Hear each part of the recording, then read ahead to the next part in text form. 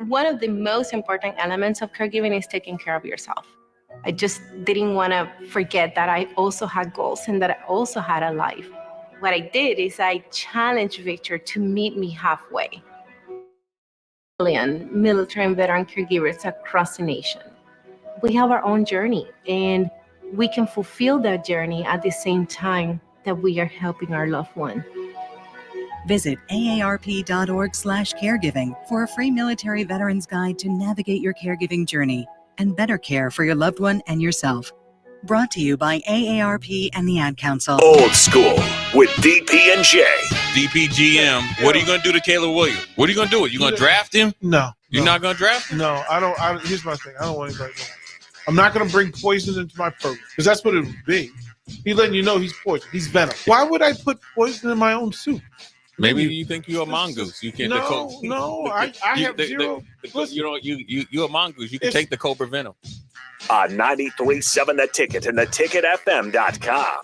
A lot of work goes into making Nebraska, Nebraska. Keeping it green. Helping it thrive. Making it fun. Everything that goes into caring for our outdoors, from waters to wildlife, plays a big role in making Nebraska home.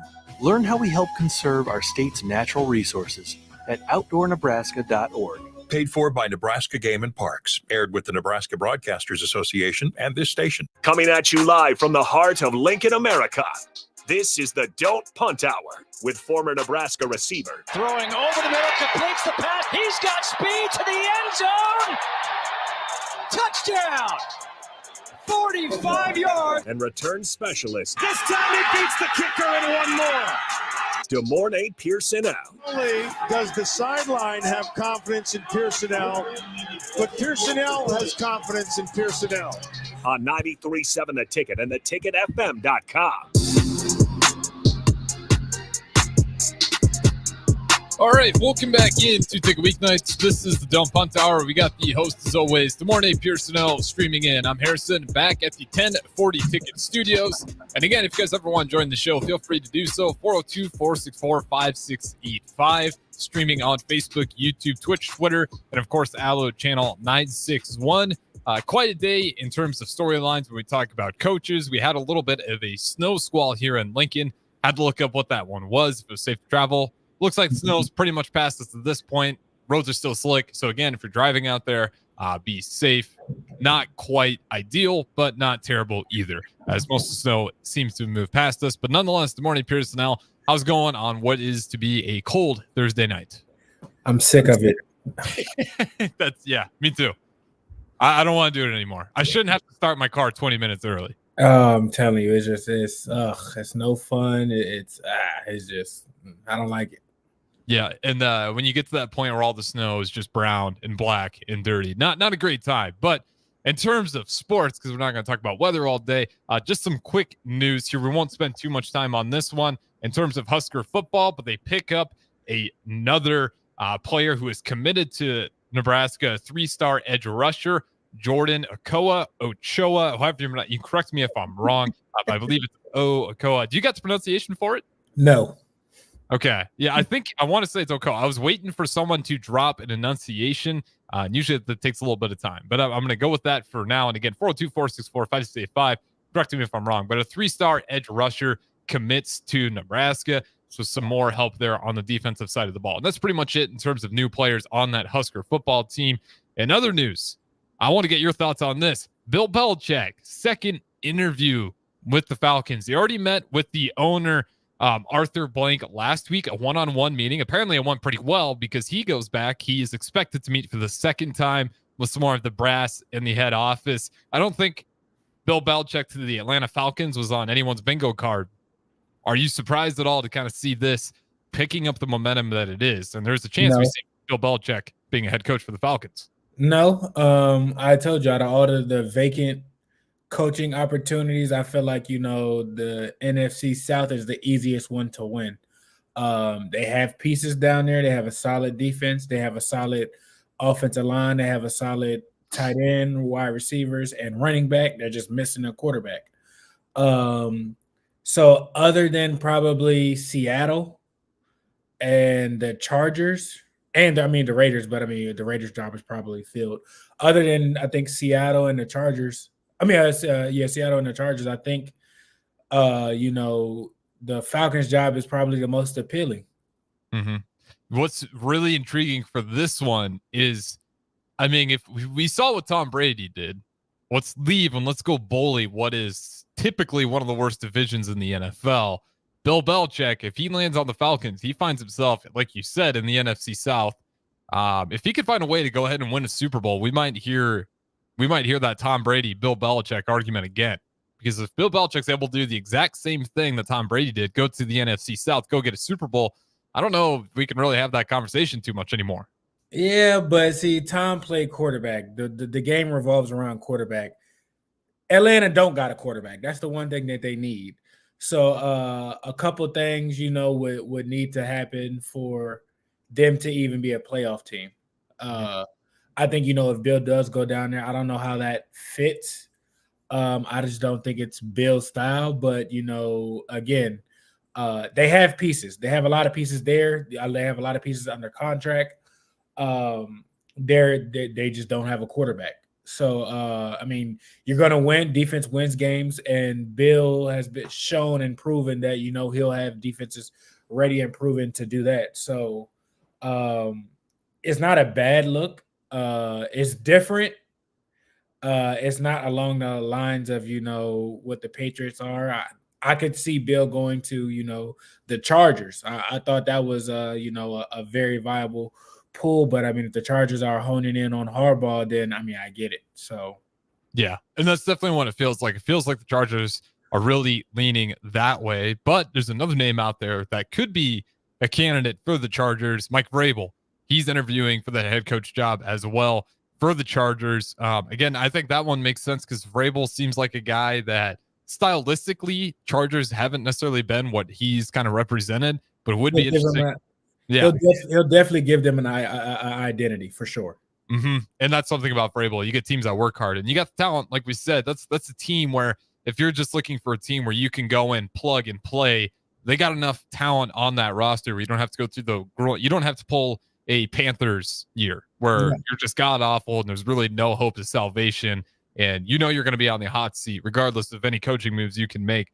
But Vrabel, he's interviewing for the Chargers head coach, and as far as other head coaches, the other really big news, Mike McCarthy not going anywhere. He will be staying with the Dallas Cowboys for the next season. Is this a big mistake on Jerry Jones' part for allowing this to continue with Mike McCarthy? I don't know about a mistake. Dak can't stay. Both of them can't be there. I think one of them is got to go, and I think this I think with McCarthy, with him coming out and saying that, I still want to see. I'm not believing it just yet. But I mean, if he's still rolling with McCarthy and whatnot, I think that shortens the leash on Dak. Yeah, big time. And if I'm Dak, I'm nervous. That's the way I was reading the whole thing. I'm nervous. Like I said, you have a former first round draft pick sitting behind you. Jerry went to go get him personally. Yep. And like I said, it cost him a third and a fifth, I think. So Jerry has nothing but time. He doesn't care, and each year the Cowboys say, this is our year. Well, statistically, they had, one of the better teams and it just fell short. So was it from the coach's standpoint? Was it from the coach not getting the players ready? Or was it just that Dak dropped the ball and the defense wasn't ready? I'm not sure. But I'm not mad at the decision. And the full thing hasn't played out. So I'm still wondering, what Jerry has up his sleeve. I don't think it's over yet. I feel like, a bombshell is coming of some sort. I don't know if they're not signing Dak. I don't know if, they're just trying to see what Trey Lance has to bring to the table. But I mean, I'm not. He signed him to a 3-year extension. Or a 5-year extension. He's on his last year this upcoming season. Mm-hmm. So I mean, instead of paying 2 coaches, you mean he won a division for you. He's won 10 games the past 3 years. So Obviously, he's done something that Jerry's okay with. Yeah, winning a lot of games in the regular season helps. The postseason fails have been hard to swallow as a Cowboys fan, but I read the same way. If I'm Dak Prescott and I see that move, I'm sweating. Yeah, I'm sweating. I'm nervous. They picked the coach to come back. I'm thinking they're looking at me as the problem. For sure. If they're re-signing that coach back on, they're definitely possibly looking at another quarterback. And with Dak Prescott, we've kind of talked about the playoff game. It wasn't like statistically, it was such an eyesore. But those big momentum plays, especially when you're playing the game of football, you just can't afford those pick sixes. When your game's on the line, he hasn't answered it. Even when Dallas started to come back, Green Bay wasn't even playing their starters. Mm-hmm. So is that a part of Dak playing well, or was that just that the Packers were already focused on the next week? Yeah. I think it's the latter. I think it was garbage time points. Again, we've talked about that game's score was a lot closer than it ever should have been. I mean, the Packers game got out of hand quick. It felt like the Broncos-Miami game where the Broncos just kind of laid down in the second half knowing it was over. This was a little bit different where the Packers laid down knowing it was over and they just gave up a few more points. And like you said, you got the second. Maybe they're not laying down, but the starters aren't in. You're going up against a bunch of backups. On both sides, I mean, like I said, from holistically, Dallas wasn't prepared. Offensively, they weren't. Defensively, they weren't. Defensively was the grossest part for me. That's something that's been their strong point. That's been their bread and butter. Like they've played, lights out pretty much. And you are at home. You had everything you want, and you literally got hit in the mouth. So okay, if you like McCarthy and you like the changes that he's brought and everything like that, another thing to keep in mind, if Dan Quinn is going to stay another year, if you lose him as your defensive coordinator, I'm nervous for the Cowboys. Yeah, it hasn't come out that people have interviewed him or anything like that, and he could have been he was one of the finalists for the Broncos job, if I'm not mistaken. I think they offered it to him first before the whole Peyton thing came out. They did, yeah, you're correct. And he turned it down. So if he decides to leave somewhere else, I don't know if that Dallas team will look what they look like this year, because he was a staple of that. Yep, the Cowboys just kind of seem like a house of cards right now. It just feels like there are a few pieces from the whole thing just falling apart in a horrible fashion. And this playoff early exit was kind of that first card, in my opinion, falling down. And it's only a matter of time. I think Mike McCarthy next season, it might be really ugly. Whatever it is with Dak Prescott, even if the regular season's okay, just having an okay season isn't going to be enough. You're going to have that same pressure and worry and anxiousness that you're going to have pretty much every single season for a Cowboys fan, because you guys are great up until the playoffs, and it's over and over and over again. It's like they're on a treadmill whenever they get to postseason play. They do great up until that point, and they can't ever do anything more once they actually get into the playoffs. So again, we kind of talked about that. You think about the Eagles, the Cowboys, both really disappointing. I think the Cowboys definitely in a little bit of a worse spot. With the Eagles, I'm not going to panic on Nick Sirianni. I think the OC DC, we talked about that last night. That just had some big implications on how that team played. And with Jalen Hurts, hurt finger towards the end, didn't do a lot of favors. A few more coaches here to go through before we go ahead and get through our first break here. We have one more former head coach of the Arizona Cardinals, Cliff Kingsbury, currently quarterbacks coach at USC. You shot to this one earlier today. Looking at the Chicago Bears, I like that move. I don't care who's back there at the quarterback. I think we definitely need someone to help develop those guys, and also just assist in being another offensive analyst on that. Watching that Bears offense all year, they could have used some help. But what are your thoughts on that? Heading to the Bears, Cliff Kingsbury, and does that indicate anything that they may do in the future? You can look at it two ways. One, I like the move. Regardless if you draft Caleb or you don't draft Caleb. You get an offensive-minded quarterback. I mean, you get an offensive-minded coordinator in there who has a resume that has worked with Patrick Mahomes, that has worked with Baker Mayfield, that has worked with Kyler Murray. And those guys have flourished in that. So having, a dual threat guy in the building right now with Fields, I think, you know, he will be able to unlock a lot of his potential and move stuff. They got the right pieces. And even if they move forward and, you know, trade Fields away and bring Caleb in, they already have a relationship with them being at USC. I think it's a smart move. I like Kingsbury as an offensive coordinator more so than a head coach. At least an NFL head coach. A college head coach, he was perfectly fine. It's a different game. But you know, he's been you know, with Caleb. If y'all are trying to make that move, if you do want to, you know, make a splash and make the transition, you know, easier for Caleb, if that's the route that you want to go. I mean, you know, it's smart. You know, they're playing chess, not checkers.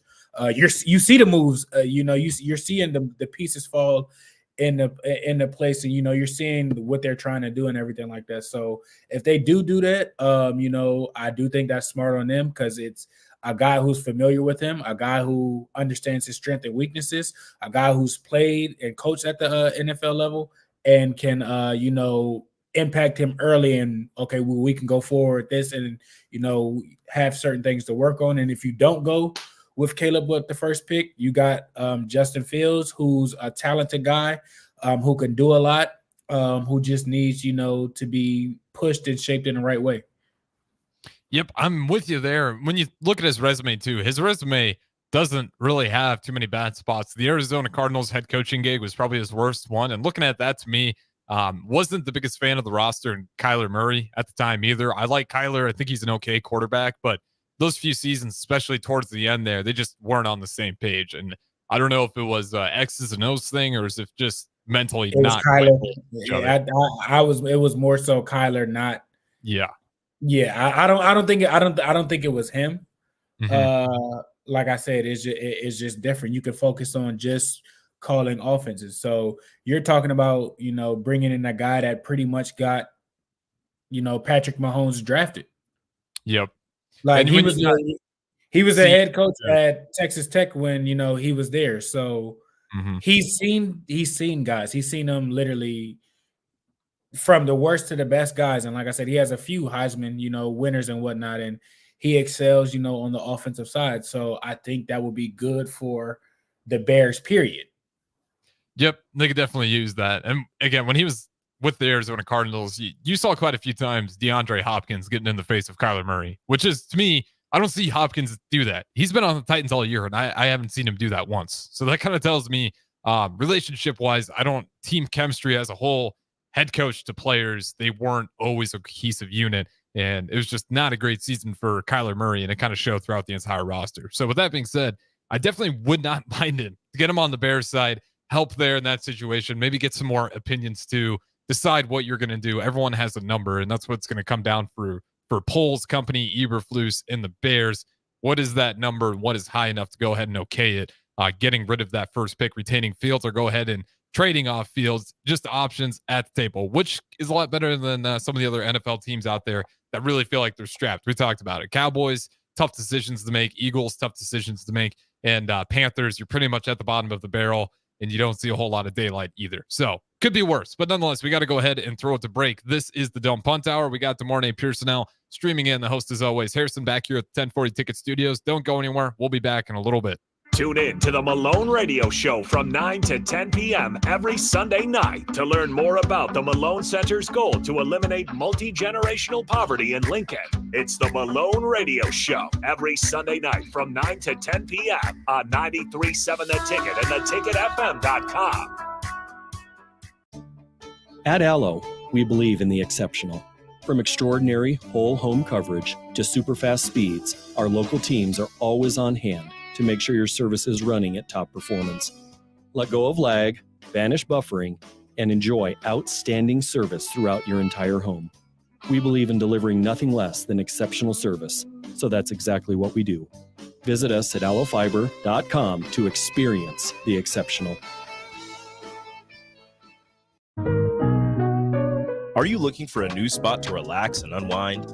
The Post, located on the south side of the Telegraph District on the corner of 20th and N Street, is perfect for a group hangout or a relaxing evening. The Post has plenty of exciting events open to the public, like Whiskey Wednesday and poker tournaments on Sundays. Looking for a spot for a private event? Ask them about their indoor patio. The Post, located at 20th and N Street in Lincoln. This is Brad with Midwest Bank, proudly serving our Nebraska communities for over 70 years. We're a community bank, making local decisions, supporting local organizations, and helping local businesses and farms succeed. We are dedicated to serving our clients and helping them meet their financial needs with sound, innovative banking solutions. From an array of checking and deposit accounts, cash management services, to small business, real estate, and ag lending. We're here for you. Your community, your bank, Midwest Bank. Find out more at midwestbank.com. Member FDIC. 1 in 3 adults has prediabetes. 1 in 3. That means it could be you, your football buddy, your football buddy, or you, your best man, your worst man, you, your dog walker, your cat jogger. While 1 in 3 adults has prediabetes, with early diagnosis, prediabetes can be reversed. Take the risk test at doihaveprediabetes.org. That's doihaveprediabetes.org. Wait, did they just say 1 in 3 adults has prediabetes? That's 33.33333% of adults. That means it could be me, my boss, or my boss's boss, or me, my favorite sister, or my other sister. That's 7 members of my 21-person romantic book club. Wait, the 1 in 3 could be me, my karaoke partner Carol, or my karaoke enemy Jeff. I'm going to take the risk test at doihaveprediabetes.org. Brought to you by the Ad Council and its Prediabetes Awareness Partners. This is your captain. We are going to be experiencing some slight turbulence. Please fasten your... Oh, hold on. Just got a video of my cat. Imagine the pilot of an airplane was as confident as you are texting and driving. Seems kind of crazy when you put it like that. Visit StopTextStopWrecks.org. A message brought to you by the National Highway Traffic Safety Administration, Project Yellow Light, and the Ad Council. Hi, this is Pastor Tom. Did you know there's a place kids can seek out help when they're away from home and something goes wrong? They find themselves in a difficult spot or even a dangerous situation. Maybe another child is bullying them or a stranger is following them. Perhaps on a date and things just go bad. In Lincoln, here's where they can find help. It's called Safe Place. Safe Place is a national program for children taking place in thousands of cities across the United States. The People City Mission is sponsoring this program in our community and has set up a number of businesses, fire stations, schools, and nonprofits around the city to become safe locations where kids can seek out help. They just need to look for the big yellow sign that says Safe Place on it. Then go inside and ask for help. We will be quickly connected to them and ensure they make it back home or to whatever resources are needed. If you'd like to find out more about Safe Place and ways in which you can get involved, just go to pcmlincoln.org. Remember, when we all do a little, we change a lot. Working at Continental in Lincoln isn't a job, it's a career. And right now, they've raised wages again, and they're hiring for production operators at $24.62 per hour, which grows to $28.97 per hour within 3 years. Skilled trade positions now start at $33.36 per hour, with opportunities to make more based on certifications. Continental also has salary jobs available and great benefits, plus medical and prescription costs at very low premiums. Dental, vision, and life insurance are offered at no premium cost to the associates, with increased bonuses and vacation for new hires. To learn more or apply, go to continentaljobs.com with keyword Lincoln. Come work at Continental today. Husker fans, your Nebraska wrestling team needs you at the Bob Devaney Sports Center for a Big Ten matchup on Sunday, January 21st against the Purdue Boilermakers. The duel will begin at 1 p.m., and the first 200 fans will receive a Nebraska wrestling blanket. For more information or to secure your tickets, visit huskers.com/tickets or call 402-472-3111. Rashawn Jackson here for Bauer Underground, who has been serving local contractors and utility contractors all across the state since 1997. When you see the black and white trucks, you know the baddest dudes in the business have arrived. Bauer is currently looking for equipment operators, laborers, diesel mechanics, and aerial linemen. Join the brotherhood built on hard work, authentic people, and pedigree of success. Bauer, a family-friendly company who reminds you, go Big Red! At Union Bank, people don't have your money. Your money has people. First home people, investment people, people who answer the phone and your chats, dream car people, dream retirement people, driving your dream car in your dream retirement people, small business people, credit card people, and all the other people you need. At Union Bank, our people help you do more than you dreamed possible. So stop in and say hello. We can't wait to see you. Union Bank and Trust. Member FDIC. Sandhills Global is hiring. With their fast-paced, growing culture, they have hundreds of new openings in sales, marketing, traveling support, software development, web design, and more. Full-time roles offer a 4.5-day work week, along with flexible internships in most areas. Career and internship opportunities are available at our global headquarters in Lincoln, Nebraska. Find your fit today at www.sandhills.jobs.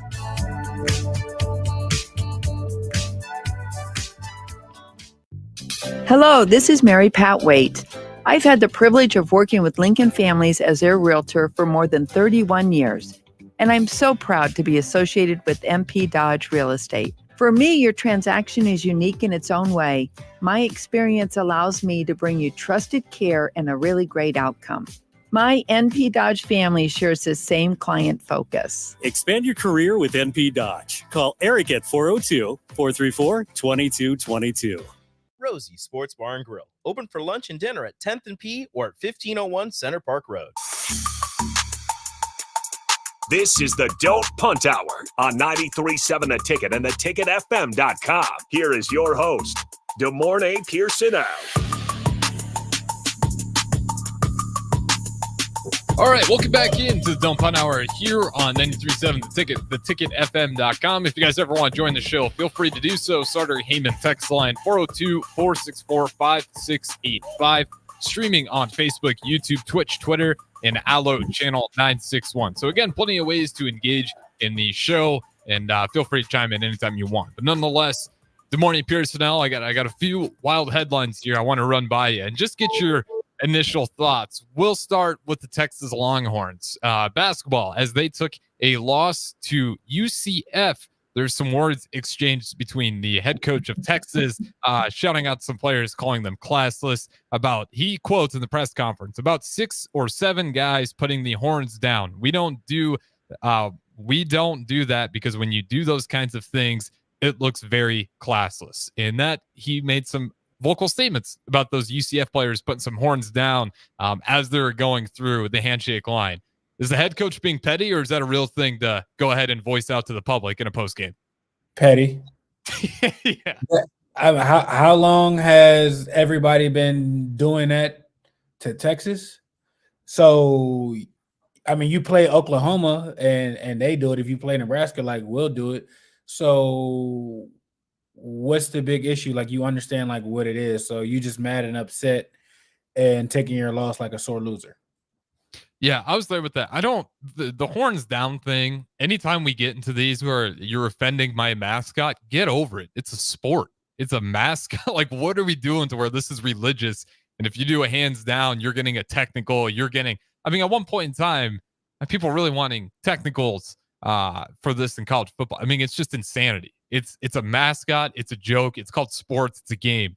And even though maybe it's not the quote unquote classy thing to do, that's also sports. All right. No one's getting hurt. Maybe your feelings are hurt a little bit, but win the game. Soft. Yeah. Very soft. That's what I thought. Softer than Cottonelle. Win the game and you don't got to worry about getting the horns down. It's as simple as that. So I thought that was something important to bring up. In other news, college football player. He is on his 9th year of eligibility. Tight end from Florida, Cam McCormick, granted his 9th year of eligibility at Miami. His first year was with Oregon in 2016, DeMornay Pierson-El. 2016 was his first year playing Power 5 College 1 football at Oregon. It is 2024, and he is still playing college football. This is the problem with the extended years. What's the blueprint? I know I can get a year or two back or something. Come on, like that's not 9 years. 9 full years. That's oh my! How do you keep getting a hardship? What is happening for you to be granted that? He had a COVID year, about 4 not career but season-ending injuries, and as well as a redshirt year. What were the 4 season-ending injuries? You'd have to do some history. Some of them, I felt like he could have came back. Some of them definitely couldn't have came back. Why is he still playing? Is it the same leg, shoulder? They could have not allowed him to come back, and they let him. He would have got sued. He would have sued the NCAA. It's ridiculous, though. 9 years. 9 years. How many master's degrees do you have? Yeah, I hope he's got a good education for that many years in college. Good. If you're not walking away with at least 3 degrees, you're doing something wrong. 9 years. So just for reference, so he's coming back for year 9, 2024. Like 27, 26. Yep. So the guys, that's a grown man. Yes. It's insane. I'm trying to pull up his class right here so we can actually find all the players he's recruited with. Yeah. I mean, I know he's in the same draft class. He would have been in the same draft class. I want to say of Justin Herbert if he would have just kept on track. Same with Bosa. Like this guy, there it gets to a certain point where it's just not even college football anymore. He's 25 going to be going up against 18, 19, 20-year-olds. Like to me, that's where this college adding extra years of eligibility. If you're him, good for you. You get free college. It's not your fault if you want to take advantage of a system. That's more of the system's fault, in my opinion. But that's just kind of the big problem with this whole thing. It doesn't allow the JUCO players, doesn't allow high school players, up and comers. You can't have these players hanging around for 9 seasons. I just thought that one was absolutely outrageous. Unknown texter, the Van Wilder of college football. That is absolutely fact. That's got to be the text of the day right there. The Van Wilder of college football. Cam McCormick, 9 years of eligibility. So this one has to be like a grad student or something. Like, what do you? Yeah, let me see if I can do a quick player profile on Cam. Oh my God, McCormick, because I read that and like why wouldn't you just stop playing football? Like I get it. Like to be honest, like no NFL team is going to take you seriously. Like you're too much of an injury prone. I'm sorry, that's just the nature of the game. You have 4 to 5 season career ending injuries. No, they're not looking at you at all. But his bio is just incredible. And again, if you're McCormick, shout out to you. Way to get a hell of a free education. 9 years of it at that. So you better have at least 2 master's degrees, 2 bachelor's degrees, maybe working on your doctorate, maybe. So he had been granted his 9th season of college football. He's been back for the Hurricanes in 2024. No college football player has ever had 9 seasons of eligibility before. McCormick That's a whole entire career. Just the first sentence. McCormick spent his first 7 seasons at his career at Oregon before entering for Miami for another 2 years. Let's see. Multiple surgeries caused him to miss the 2019 season and the pandemic. He had a season-ending injury in 2018, and he redshirted 2016. So 2017 was really the only year where he played all games. But other than that, with the pandemic and 2 other key injuries, he missed those. But even with that being said, you don't belong in college football. You're done. I'm sorry. If I was him, I would not walk on another football field for the rest of my life. You might cough on a football field and get hurt. Yeah, I'm not risking it. No, 9 years. Like, okay, come on now. Like, okay, just to put this into perspective, this is how long he's been in college. He was a member of the same Oregon recruiting class as the QB NFL quarterback Justin Herbert. So he's Justin Herbert. That's the same class of players at Oregon. And Justin Herbert, I mean, he seems like he's been in the NFL for quite a while now, and McCormick still hasn't gotten out of the college level. That's sick. That's not fair. No, and this is the problem with it. So I thought that was interesting to point out the insanity of these extra years of eligibility and how it can come back to bite you. The fact that they granted him a 9th one, like you said, I'm sorry you're getting hurt a lot, but at some point just stop playing football or just focus on school. Like you got the diploma, like you're good to go.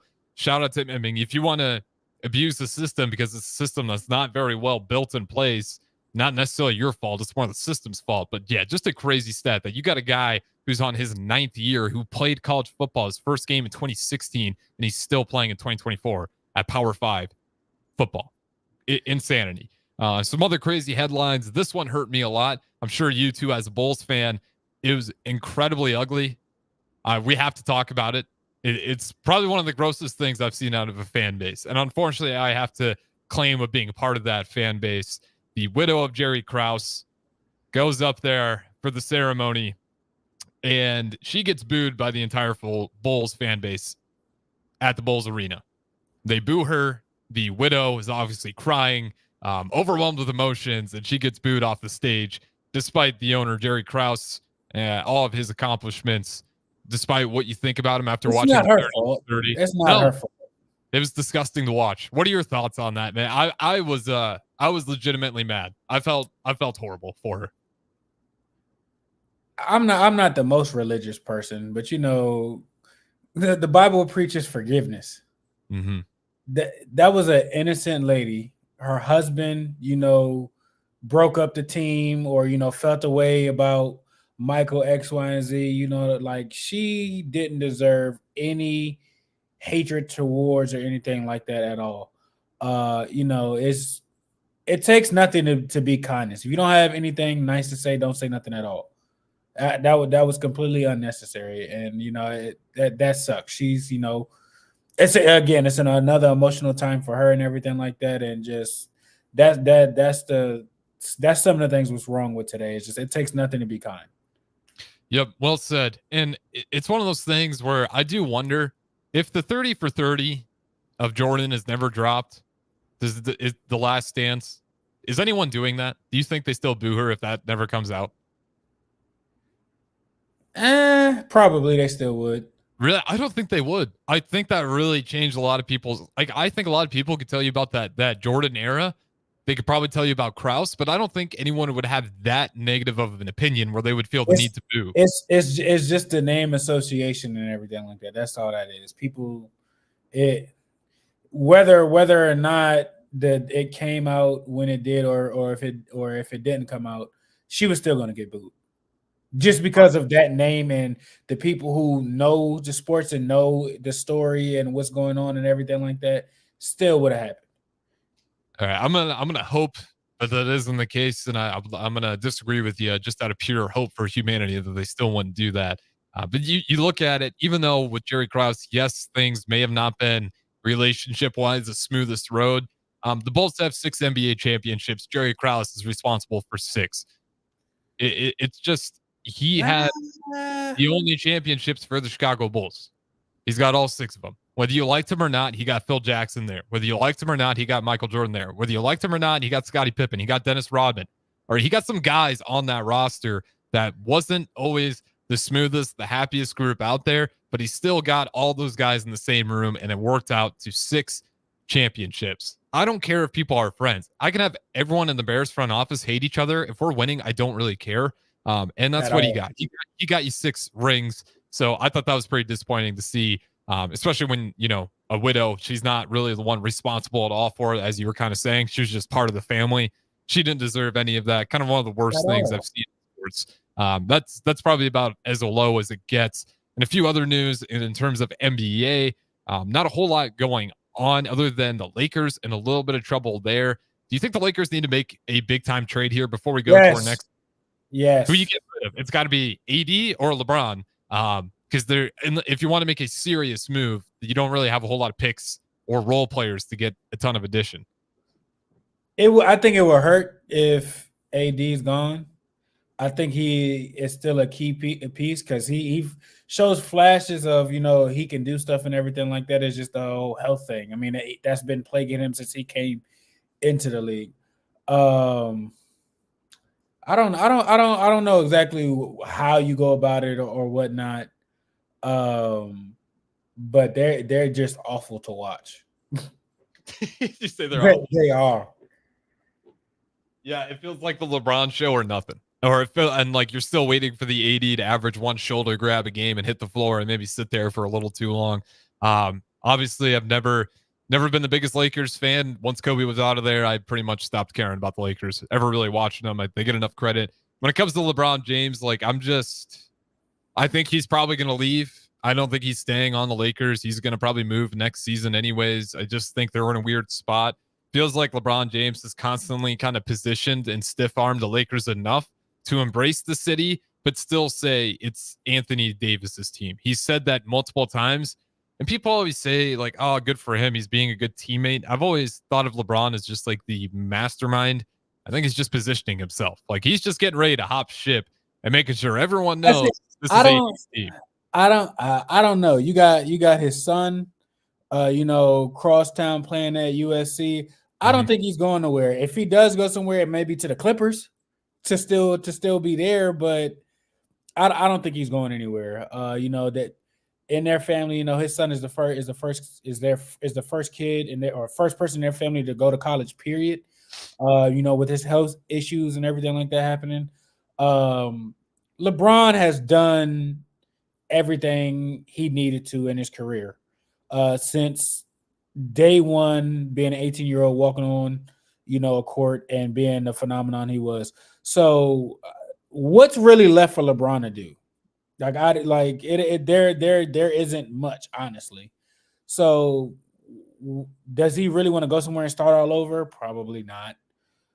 Is he probably on the back end of his career? Probably so. And it's more convenient. You can do whatever you want. Nobody's going to question you. You can still show up and get 20, 28 points, 30 points. You can still get a double-double. You can do that in your sleep and still go see your son. So I don't think LeBron's going anywhere. That's just, unless it's to the Clippers, honestly, just to stay in LA. I don't know if he's that concerned about staying in LA. Maybe he is, and he is pretty openly always eager to go watch his kid. You saw the video, I'm sure, of him rushing out immediately to go watch his son's game, playing for USC. But I'm kind of watching that stuff. I think for him, it's going to be the 1-2 year deals until Bronny makes his way to the NBA. If he's fortunate, nothing bad happens, knock on wood. I'm talking in terms of injury. He had that one scare a while ago. Obviously, everything's okay now, but if he can get that route to the NBA, I think it'll be 1-2 year deals. But I wouldn't be surprised to see LeBron maybe still leave, see if he can get another ring, and then go finish his final year out with Bronny. Yeah, go where? I mean, there's plenty of teams out there. What do you think about a LeBron James it'd have to be a contender team. So what are the contenders out there left? LeBron James on the Philadelphia 76ers. Cap space would be tough there because you'd have to dump some guys because they don't What's a good team for you? Do you think he would take? Spurs seem fun, but I don't think he'd actually go to the San Antonio Spurs. But it's not too far from LA. Logically, and this is just a dart in the dark. The Kings. Yeah, it's Kings like you saying. So with his son being in college, with him having the convenience of being close, going to games and everything like that, you think he going all the way back to the East Coast just for a ring? No, I don't. I doubt that. If anything, like I said, the Clippers, just because it's still there in LA. Sacramento, that's maybe a 50-minute flight, hour flight. Mm-hmm. He got the PJ right then and there. He can do that. He has his own pilot. And that's a good roster, good young roster too. That you can actually go and win games with that. You know what I'm saying? So that's more reasonable. Like it's still close, and you can still obtain and get what you want to. That's about it. He's not Denver. Don't need him. The Suns don't need him. Anywhere can you else, imagine him on Denver though? I'll say this: if they found a way to get LeBron on Denver's team, good luck. The game's over. I don't even want to imagine what Nikola Jokic and LeBron James being on the same team look like. If they get him and they can keep everybody, they will three-peat. It won't even be close. Jamal Murray, LeBron James, Jokic. You can get rid of everyone else and fill it in with role players. Good luck. I think the shade of LeBron that you will see will be something like Miami or when he went back to Cleveland, to where he can be like a slasher or he can find his game. He wouldn't have to carry the team. Yeah. With that being said, though, we do got to go ahead and throw it to break. On the final segment, we'll go through a few NBA trades that went down. We'll go ahead and wrap it up there. And then after that, we'll have what's brewing with Chancellor Brewington. He's got a special guest in as well, so definitely stay plugged in for that one. We got the morning Pierson-El streaming in. I'm Harrison back here at the 1040 Ticket Studios. Don't go anywhere. Hello, this is Mary Pat Waite. I've had the privilege of working with Lincoln families as their realtor for more than 31 years, and I'm so proud to be associated with MP Dodge Real Estate. For me, your transaction is unique in its own way. My experience allows me to bring you trusted care and a really great outcome. My NP Dodge family shares the same client focus. Expand your career with NP Dodge. Call Eric at 402-434-2222. Hi, Sean Callahan here for Coppell Chevrolet GMC, and we'd like to say thank you for a record-setting 2023. So let's start off 2024 with the bang. They've got huge trade-in bonuses and finance bonusing happening right now on our new inventory at Coppell. Get up to $8,500 off select new models at Coppell. So if you're shopping for a new GM product, go to our website at coppellcars.com. You won't believe the discounts. Make that short money-saving drive down 144th Street. You'll be glad you did. Must have trade and finance with roof credit. Stock number G2076684. Rashawn Jackson here for Bauer Underground, who has been serving local contractors and utility contractors all across the state since 1997. When you see the black and white trucks, you know the baddest dudes in the business have arrived. Bauer is currently looking for equipment operators, laborers, diesel mechanics, and aerial linemen. Join the brotherhood built on hard work, authentic people, and pedigree of success. Bauer, a family-friendly company who reminds you, go Big Red! Acres, your premier John Deere dealer, has the largest selection of late model equipment in the Midwest. And for a limited time, Acres is offering low rate financing on all 2021 and 2022 S and X Series combines and 8 Series tractors. Qualified buyers can earn 3.9% financing for 60 months. And as an added bonus for your holiday season, if you purchase one of Acres' eligible machines before December 31st, you'll get a $5,000 gift card from Shields. Go to acres.com to learn more. Okay, it's time to sell the house. How do we even begin to choose from the hundreds of realtors in town? Easy. We make a pros list. You mean a pros and cons list? No, just a pros list. We need someone with pro photography to showcase the house in the best possible way, pro marketing to make sure we get maximum exposure, pro negotiations so we know we get the best price. This is one of those times where you already know the right answer, isn't it? You know it is. Ben Bleicher and Professional Realty Group. Contact Ben Bleicher and the team at Professional Realty Group of Berkshire Hathaway's Home Services Ambassador. Online at prg-ne.com. At Union Bank, people don't have your money. Your money has people. First home people, investment people, people who answer the phone and your chats, dream car people, dream retirement people, driving your dream car in your dream retirement people, small business people, credit card people, and all the other people you need. At Union Bank, our people help you do more than you dreamed possible. So stop in and say hello. We can't wait to see you. Union Bank and Trust. Member FDIC. Ever wish you had another light switch on the other side of the room on a dark night? How much better would you sleep at night if you had a ceiling fan in your room?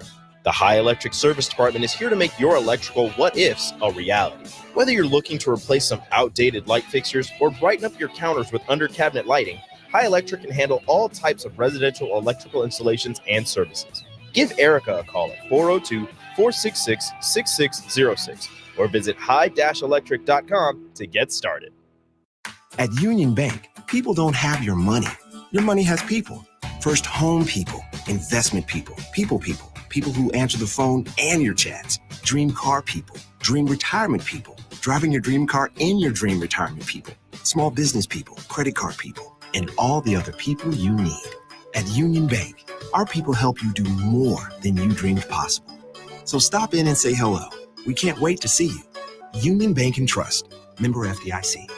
A lot of people in the summertime think, gee, I want to build a new home. By the time they go through the process of sitting down, getting the permits, and getting the home started, the home isn't done until January or February.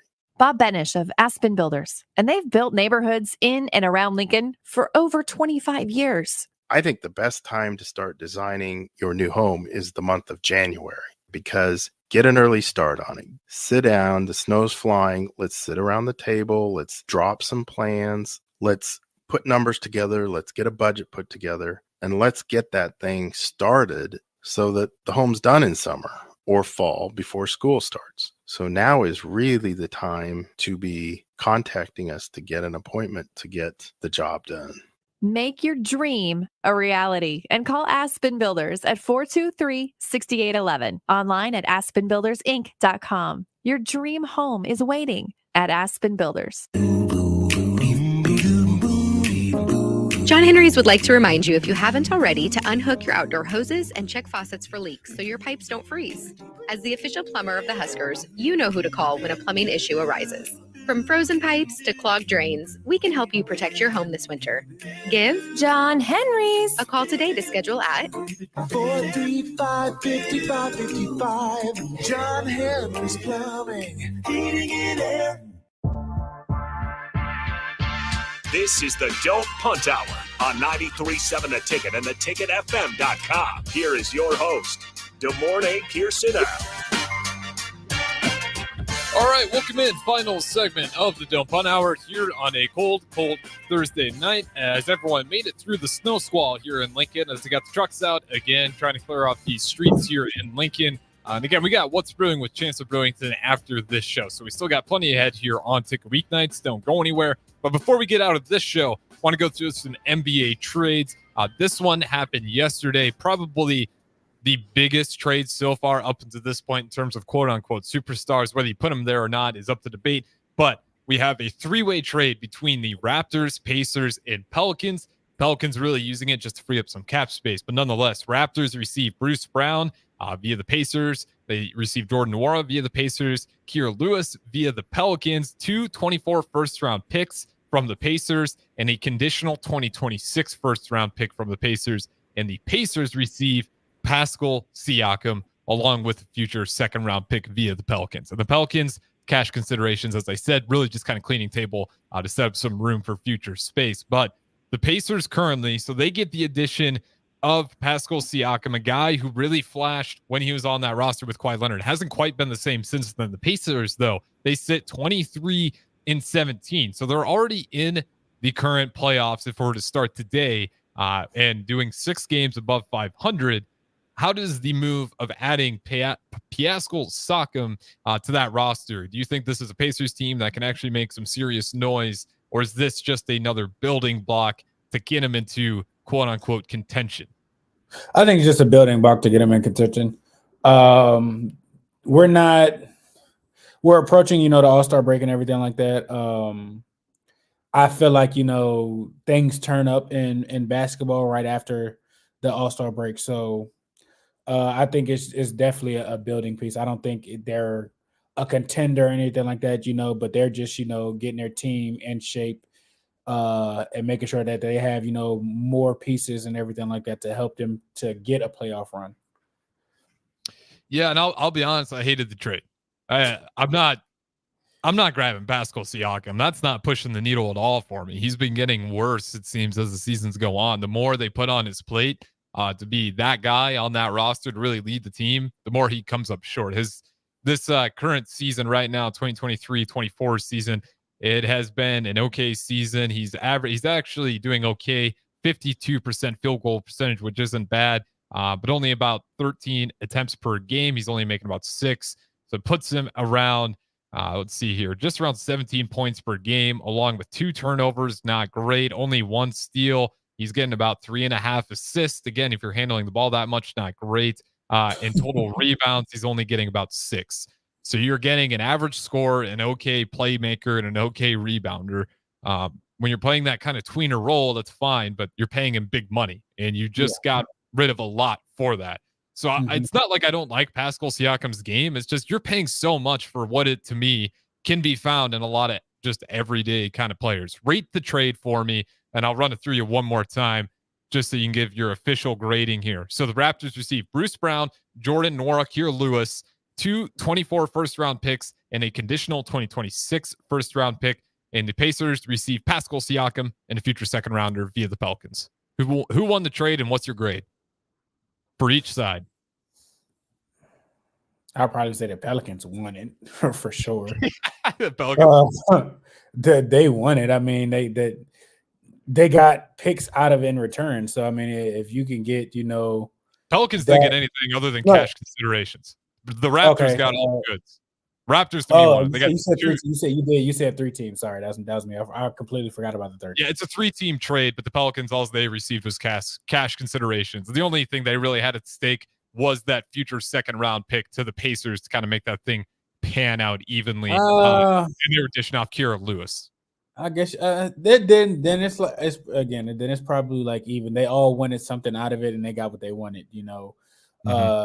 Pacers got who they wanted up for. They gave up picks for it. The Pelicans, relieved money issues. So I mean, I guess it's a C if I were to give it a grade. You're a lot nicer than me. I'm going to give the Pelicans a C. Simply just paperwork. I get it. Pacers D-. 2 2024 first round picks for Pascal Siakam, and you gave up Bruce Brown. Are you kidding me? That's horrible. Bruce Brown's a good trade asset for a lot of those playoff contenders. So whose fault is that then?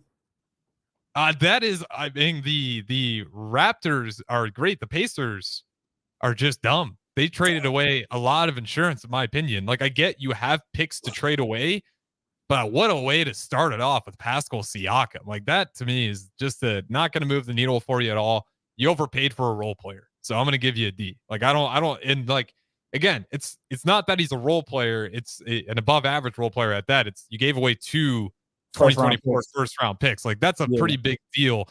You're not the OKC Thunder and you're not the Jazz. Those aren't infinite for you to kind of go start trading out. So not a fan of it for the Pacers. I get it. They think they're in contention, so they're going to try to get better. You're not going to win it. So, make it entertaining. I guess sell tickets. That should be your goal, because you're not going to win any trophies. I can guarantee you that much. Unless you get a Heat type year, but we've talked about that before. I don't see that happening anytime soon. So I think the Raptors won that one. I'll give the Raptors a B+. I thought they got a lot out of Pascal Siakam, a guy whose trade stock was going down. But nonetheless, this is going to wrap it up with the Morning Pierson-El, the Don't Punt Hour. Good morning, Pierson-El. I will talk to you come Monday, and you guys will hear from me again Sunday. But up next, we got What's Brewing with Chancellor Brewington. Don't go anywhere here on Tick Weeknights.